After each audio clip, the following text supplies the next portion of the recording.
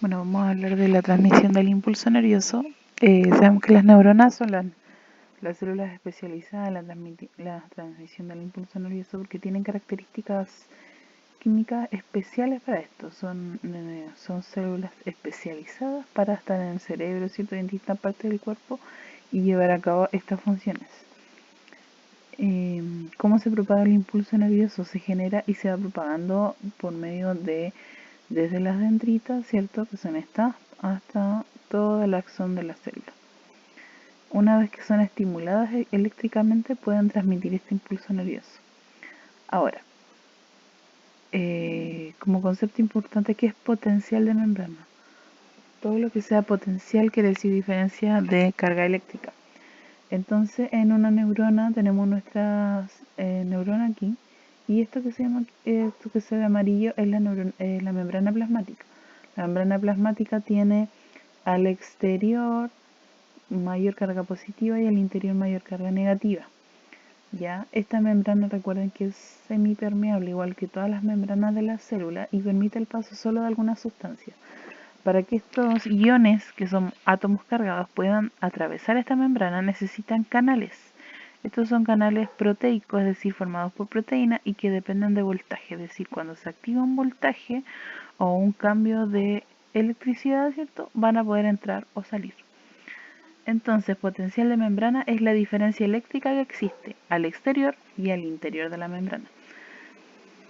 Cuando hablamos de potencial de reposo, también tiene que ver con la diferencia de electricidad o de potencial que hay en el exterior y en el interior. Cuando está en reposo se dice que está polarizada. ¿Por qué? Porque hay más carga positiva al exterior y mayor carga negativa al interior.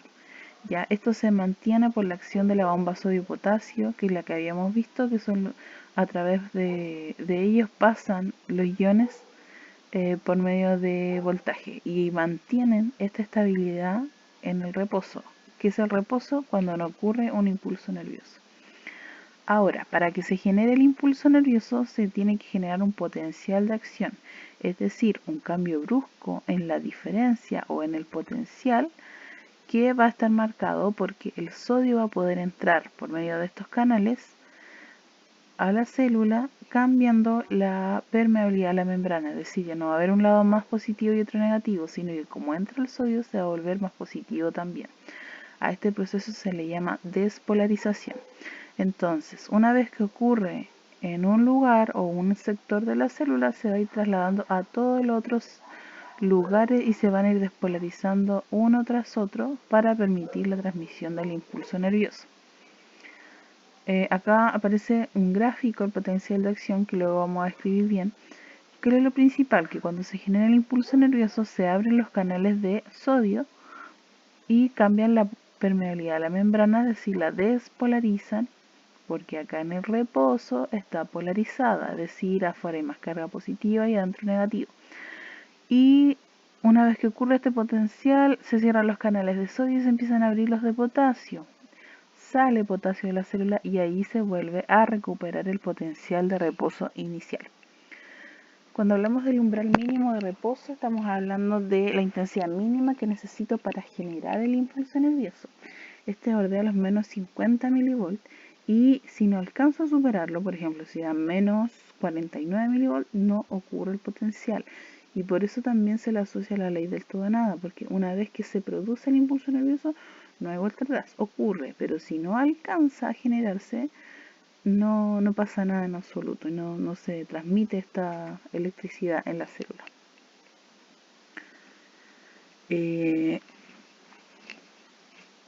Cuando tenemos la transmisión del impulso nervioso, ocurren distintas etapas: la despolarización, repolarización, hiperpolarización. En este gráfico les voy a mostrar cómo ocurre la transmisión del impulso nervioso. Tenemos el potencial de membrana, que es la diferencia de electricidad que hay en la membrana, y tenemos que está en milivoltios y los tiempos en milisegundos. Esto ocurre muy rápido. Primero, en la letra D tenemos que está la fase de reposo, que es cuando la membrana está polarizada, es decir, el exterior positivo y el interior negativo, Y luego empieza a ocurrir, una vez que se produce este cambio en el voltaje, se produce el impulso nervioso, supera los menos 50 milivoltios y empieza a despolarizarse la membrana. En esta etapa se abren los canales de sodio hasta un máximo y luego comienzan a cerrarse y se abren los de potasio, lo que permite la repolarización de la membrana, es decir, que vuelva a su estado de reposo.